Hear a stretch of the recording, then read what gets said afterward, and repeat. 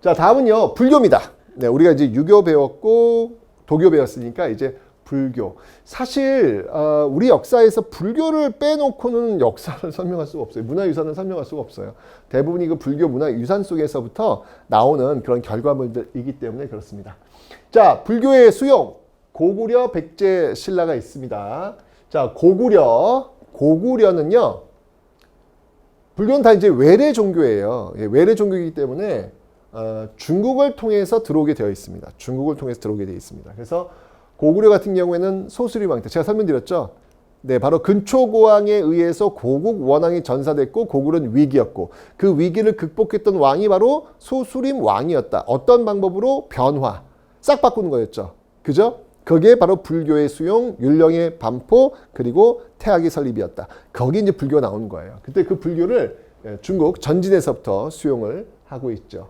자, 백제도 마찬가지입니다. 근초고왕 이후에 불교를 수용하는데요. 그 침류왕이에요. 동진에서, 중국 동진에서 침류왕 때 불교도 수용하는데, 신라는 여러분들 제가 얘기했지만 막혀 있어요. 이 경상도 중에 고립되어 있기 때문에 중국을 통해 가지고 불교가 들어올 수 있는 루트 자체가 존재하지 않아요. 제가 얘기했잖아요. 항상 그래서 굉장히 어떤 문화적인 어떤 후진적인 어떤 그런 지역에 머물 수밖에 없었다. 교류가 될 수가 없으니까. 그러다 보니 결국 어디를 통해서 불교가 들어오냐면 결국 고구려를 통해 가지고, 고구려를 통해 가지고 불교가 들어올 수밖에 없죠. 들어왔는데도 불구하고 이 고구려, 이 불교의 수용이 쉽지가 않은 거예요. 결국은 극단적인 방법, 2차돈의 순교라고 하는 그런 엄청난 그 경험을 통해서만이 불교 수용이 가능해진 것이죠. 그게 바로 법흥왕 때입니다. 법흥왕. 여러분 소수림왕도 불교 수용 율령반포. 법흥왕도 불교 수용 율령반포. 오케이? 똑같죠? 다 개혁 군주의 모습들을 가지고 있다라고 설명을 드렸습니다. 법흥왕 2차돈 순교를 여러분 기억하시면 되겠습니다. 됐죠? 오케이. 자, 어쨌건 이 삼국시대의 그 불교는요, 귀족 불교의 성격이 강했다. 귀족 불교의 성격이 강했다라는 것을 봐주시면 되겠고요. 자, 이제 통일신라로 한번 가보겠습니다. 자, 통일신라 전기.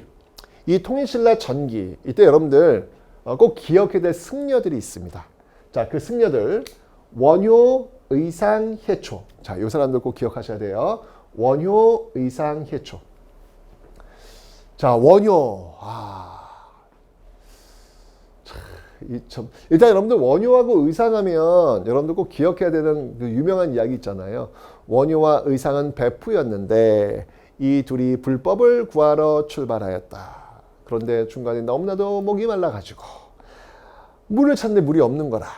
그랬더니 밤에, 깜깜한 밤에 이 바가지에 찰랑찰랑 넘치는 물을 발견하게 되었더라. 원효가 그 물을 벌컥벌컥 마셨는데 이 세상에서 가장 맛있는 물맛이었더라. 좋다라고 잠을 청하고 그 다음날 일어났더니 이것이 무엇이냐 말인가. 바로 그 바가지는 해골이었고 그 해골에 담긴 것은 바로 썩은 물이었더라. 어제 먹을 때는 그렇게 맛있었는데 이건 지금 도저히 먹을 수 없는 물, 같은 물인데 불구하고 왜 어제와 오늘은 다를까? 그것은 바로 내 마음에 달려있기 때문이다. 나는 벌써 불법을 깨달았다 라고 해서 원효는 유학길을 마치고 다시 돌아오더라 라는 이야기. 돌아오면서 원효는요, 바로 기층 백성 속으로 들어가는 것이죠.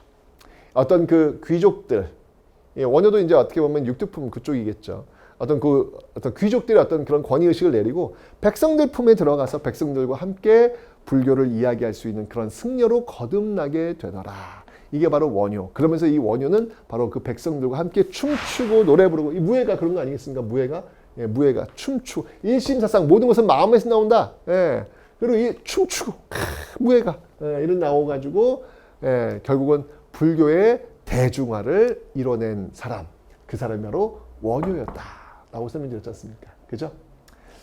이 원효는요, 그래서 이 불교를 이야기할 때 백성들이 너무 어렵잖아요. 너무 어려워하니까 좀 쉽게 이해할 수 있도록 하기 위해서 바로 아미타 신앙을 들고 나옵니다. 여러분들 아미타가 뭘까요? 아미타는 바로 사람이 죽고 나서 왜 천국에 가잖아요. 기독교에서 천국이라고 하는데 불교에서는 극락이라 그래요. 그 극락 세계를 관장하는 부처님, 그 부처님이 바로 아미타 부처님이 되겠습니다. 이 아미타 신앙, 바로 정토 신앙이라고 하는데요. 이 아미타 신앙을 이야기하는 거예요. 그래서 어렵지 않다고 얘기하는 백성들한테. 어렵지 않아. 불교 어렵지 않아. 노노노노노 어렵지 않아. 그냥 아미타만 외쳐. 그럼 너는 극락세계 갈 수 있어. 아미타 부처님만 찾아. 넌 그럼 극락세계 갈 수 있어. 얼마나 간단해요. 뭘 외우고 뭘 알아야 되고 뭘 또 가입하고 이런 거 필요 없어. 그냥 아미타만 외쳐. 그럼 극락세계 가. 와우.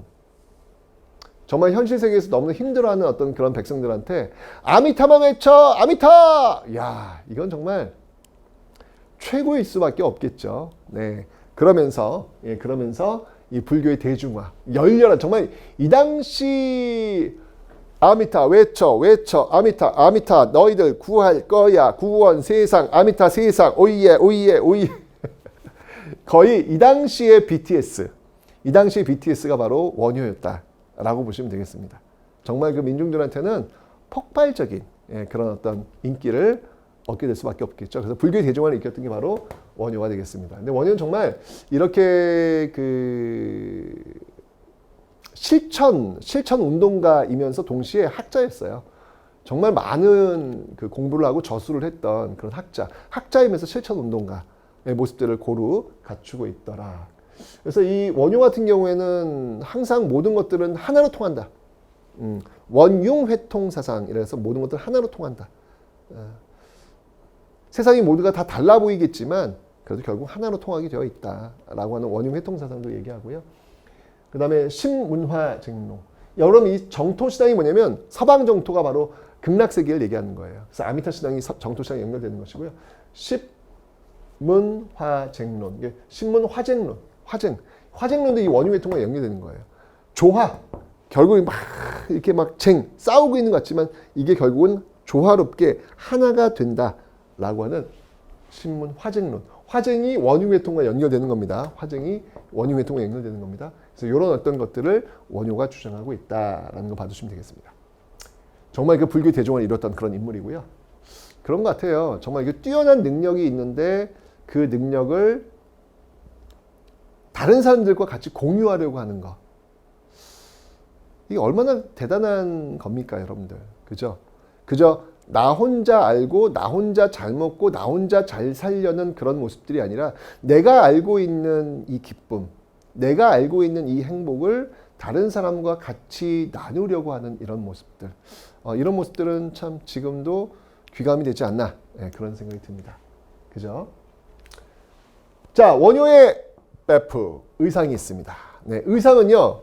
원효는 유학을 마치고 돌아간 반면에 의상은 갑니다. 계속. 집념의 어떤 사나이죠.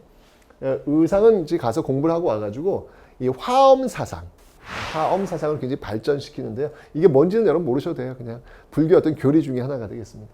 그리고 부석사를 창건합니다. 이거 경상북도 영주에 가시면 있는 절인데 이거 나중에 제가 설명드릴 거예요. 이 부석사는 정말 최고의 절집, 너무나도 아름다운 그런 절집입니다. 이건 나중에 고려 가면 다시 한번 설명드릴 겁니다. 어쨌건 의상의 부석사 창건도 있다는 거 봐주시면 되고요.